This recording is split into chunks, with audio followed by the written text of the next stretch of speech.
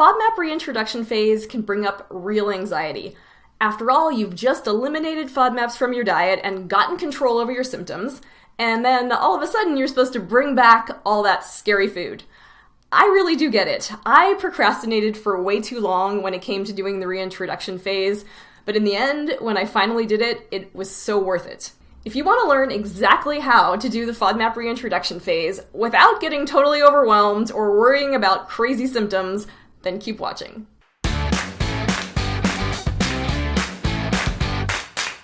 If we've never met before, I'm Julie O'Hara, and I've helped over 30,000 people relieve IBS symptoms and tackle the FODMAP diet through my website and my online membership community. Today, I'm going to teach you how to test your tolerance level for each of the individual FODMAP categories, also known as the reintroduction or challenge phase of the FODMAP diet. And I'm going to break it down for you step by step. If you like this type of content, please hit that subscribe button and hit that little bell too so you get notifications and you never miss a video from me. I really appreciate your support. Okay, I'm going to start by giving you my number one tip for FODMAP reintroduction, and that is to know and remember your end goal. So your end goal is to learn what foods work for your body so you can have as much variety and flexibility in your diet as possible. And on the flip side of that, you'll know what foods you want to actively avoid. So no more guessing, no more worrying about every possible FODMAP that could sneak into your food. You'll know what works for you. So what the reintroduction phase gives you is actually more freedom and more knowledge about your body and about what you can eat. Having said that, I'm going to walk you through how to do the reintroduction phase step by step. And guess what? There are only 3 steps. Okay, step 1 is to pick one high FODMAP food from each category.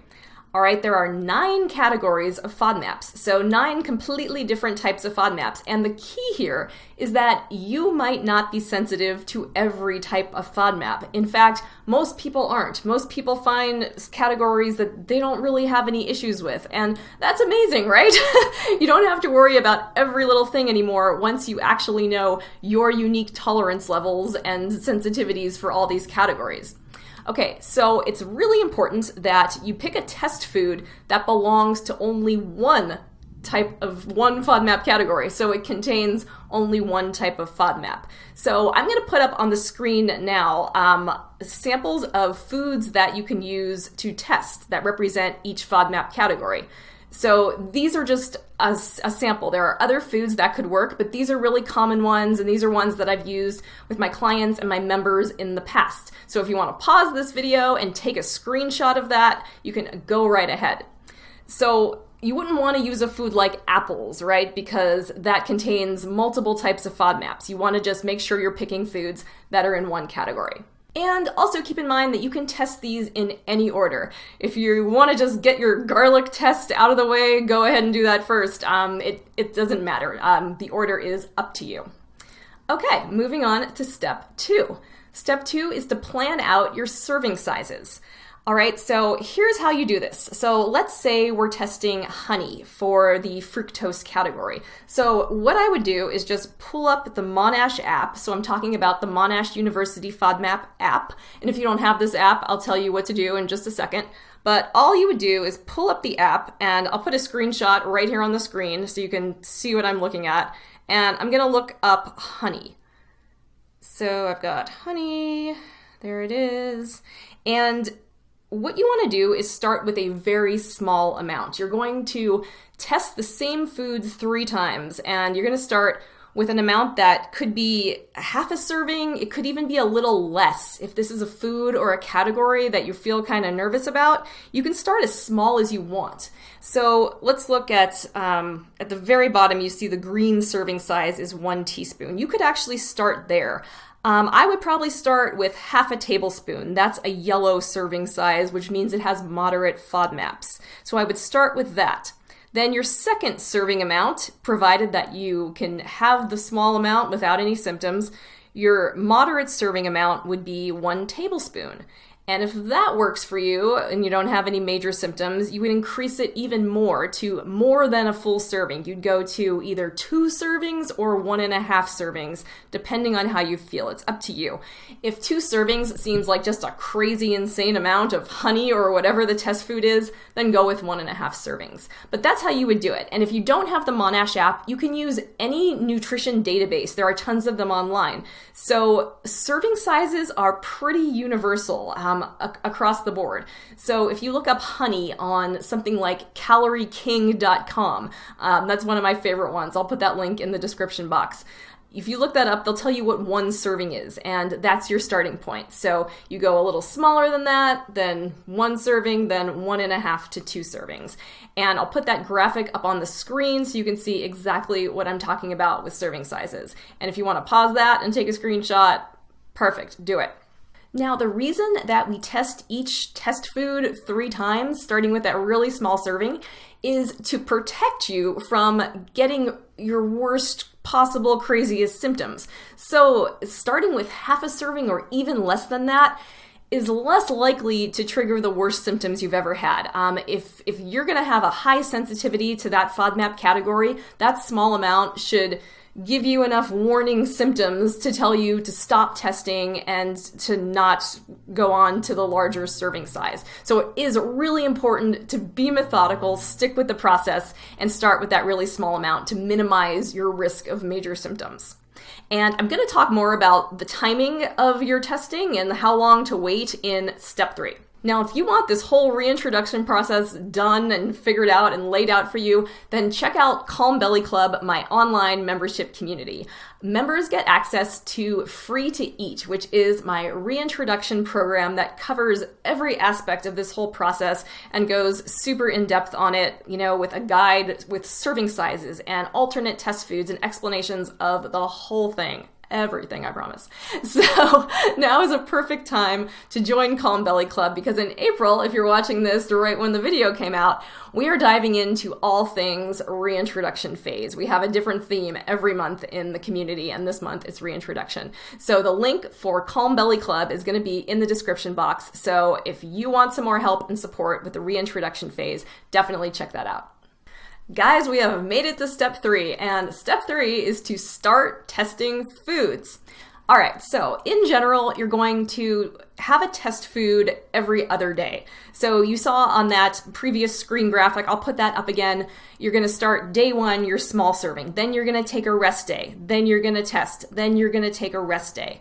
So let's say that you have if you have more than the slightest symptoms after a test food, that is when you would stop. So if after day 1, you're getting some real symptoms, you are not feeling good, you're like, I never want to do this again, then you've learned that you have a very low tolerance for that FODMAP category. So you would stop. If you have only the slightest symptoms or, you're feeling okay, then you would go on to the medium serving size to day 3. And the reason that you want to have those rest days in there is that it can take 24 hours for symptoms to manifest after you eat a high FODMAP food. Like, remember how FODMAPs work. They have to travel all the way down to your large intestine and then start getting consumed by that bacteria in there and releasing gas and wreaking havoc in your gut. So all of this takes time, and sometimes the symptoms don't actually manifest themselves until 24 hours, even 48 hours later. And as you start this process, you'll be paying really close attention to when you notice your symptoms. So if things are kind of muddled and you're starting to think that your symptoms take a very long time to show up, then you want to have 2 rest days in between test days. If you are feeling symptoms within like 8 hours, by the next morning, then maybe you can condense it a little, but it is a very rare person that can test multiple days in a row. I highly recommend always having those rest days between your tests. And after you finish a test food, if you make it to the largest serving size, whether you have symptoms or not, I recommend waiting 2 days before moving on to a brand new category of FODMAPs. And of course, if you are having symptoms, then wait until they resolve before starting testing again. Even if that's a few days, you want to wait until you're back to your baseline so you can kind of go in with a clean slate. All right, I've got a couple really key tips for this testing phase, and the first one is to maintain your low FODMAP diet while testing the whole time. So once you finish testing fructose, for example, say you're great with fructose, you didn't get any symptoms, you're fine. You don't want to reintroduce those high fructose foods back into your diet until you are done with all the other categories, so you don't muddle your results.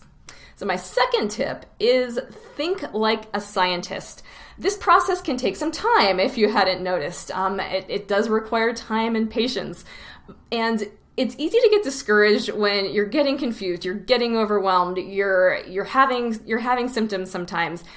I want you to remember that you're collecting data, and there is no good data or bad data to a scientist. There is only data, and the more data, the better. So once you get through this process, you will have all this fabulous data about your unique body and your tolerance levels, and you're going to be able to put it all together.